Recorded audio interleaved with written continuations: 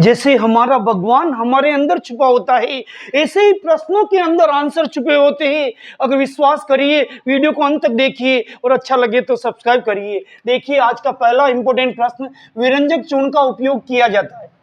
फिर से बोल देता हूं, विरंजक चूर्ण का उपयोग किया जाता है। पहला आंसर है दे रखा है हमें वस्त्र उद्योग में, दूसरा दे रखा रासायनिक उद्योग में, तीसरा जल के शुद्धिकरण में और डी है उपरोक्त सभी।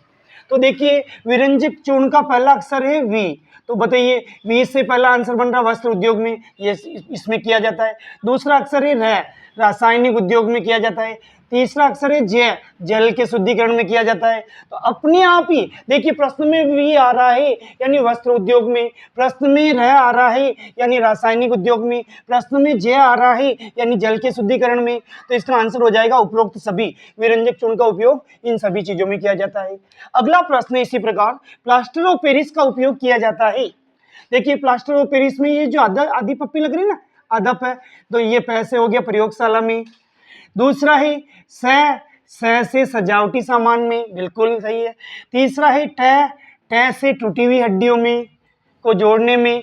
तो बताइए प से प्रयोगशाला, स से सजावटी सामान, ट से टूटी हुई हड्डियां, इन तीनों में प्लास्टर ऑफ पेरिस का उपयोग किया जाता है। तो इसका आंसर भी हो जाएगा उपरोक्त सभी।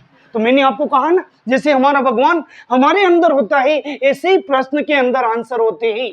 अगला प्रश्न, विरंजक चूर्ण का रासायनिक सूत्र लिखिए। सूत्र याद होने ही चाहिए, जिंदगी में सूत्र और पुत्र बहुत ज्यादा इंपॉर्टेंट होते हैं।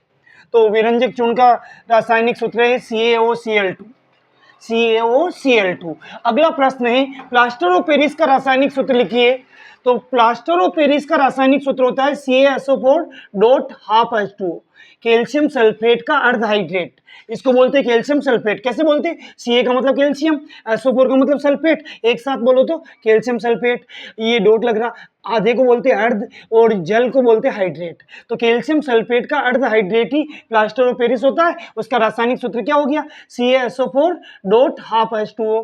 अगला प्रश्न है बहुत इंपॉर्टेंट, सोडियम क्लोराइड, जिसको बोलचाल की भाषा में नमक कहते हैं, इसका रासायनिक सूत्र NaCl। देखो Na का मतलब सोडियम और Cl का मतलब क्लोराइड।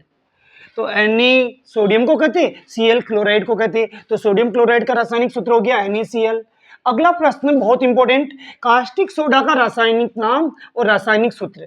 रासायनिक नाम भी पूछ रहा और रासायनिक सूत्र भी पूछ रहा है। तो कास्टिक सोडे का रासायनिक नाम हो गया सोडियम हाइड्रोक्साइड। अब इसका रासायनिक सूत्र कैसे बनेगा? सोडियम का संकेत होता है Na और हाइड्रोक्साइड का होता है OH, दोनों को साथ लिख लो। तो इसका रासायनिक सूत्र हो गया NaOH। अगला प्रश्न है, बेकिंग सोडा को बोलचाल की भाषा में क्या कहा जाता है? बेकिंग सोडा को या बेकिंग सोडा को बोलचाल की भाषा में क्या कहा जाता है? और इसका रासायनिक सूत्र भी लिखिए। तो घर पे जो पकोड़े बनाते हैं ना, उनको फुलाने के लिए किसी को कुछ कह दो तो उसका मुंह फूल जाता है, और घर पे जब पकोड़े बनाते हैं ना, उनको फुलाने के लिए बेकिंग सोडा यानी खाने का सोडा यानी मीठा सोडा। कभी कभी दाल बाटी, हम राजस्थानी है तो दाल बाटी चूरमा, जो खाएगा वो बनेगा सूरमा। तो देखिए बेकिंग सोडा यानी खाने का सोडा, बोलचाल की भाषा में इसको खाने का सोडा कहते हैं और मीठा सोडा भी कहते हैं। तो ऑप्शन में जो आए खाने का सोडा है वो भी राइट, मीठा सोडा है तो भी राइट। अब इसका सूत्र पूछ रहा है, इसका सूत्र हो गया सब NaHCO3, सोडियम हाइड्रोजन कार्बोनेट। देखिए Na का मतलब सोडियम, H का मतलब हाइड्रोजन, CO3 का मतलब कार्बोनेट। तो इसका रासायनिक नाम क्या हो गया? Sodium hydrogen carbonate. इस प्रश्न से 3 प्रश्न बन गए। बोलचाल की भाषा में बेकिंग सोडे को खाने का सोडा कहते हैं, मीठा सोडा कहते हैं। इसका रासायनिक सूत्र हो गया NaHCO3 और रासायनिक नाम पूछे तो Na का मतलब सोडियम, H का मतलब हाइड्रोजन, CO3 का मतलब कार्बोनेट। अगला प्रश्न है धोने का सोडा, हाथ धोने का, कपड़े धोने का। अब फालतू चीज धोने की बात नहीं हो रही, ध्यान रखना दोस्तों। धोने का सोडे का रासायनिक सूत्र है Na2CO3.10H2O। सोडियम कार्बोनेट में 10 गुना पानी मिला दो, सोडियम कार्बोनेट Na2CO3, उसमें 10H2 यानी 10 गुना पानी, याद रखने की तरकीब है। तो इसका धोने का सोडे का रासायनिक सूत्र हो गया मेरे बेटो Na2CO3.10H2O। अगला प्रश्न है साहब, मानव शरीर की पीएच का मान कितना होता है? ये जो ह्यूमन बॉडी होती है ना, ये मनुष्य शरीर बहुत कीमती है, इसकी पीएच का मान कितना होता है? 7.0 से 7.8 के मध्य, यानी कम से कम 7.0। 7.0 का मतलब उदासीन हो गया, 7.8 यानी क्षारीय है। विश्वास नहीं होता, अपने शरीर को चख के देखिए, वो खट्टा तो लगेगा नहीं, उदासीन या क्षारीय होगा। तो उसकी मानव शरीर की पीएच का मान हो गया 7.0 से 7.8 के मध्य।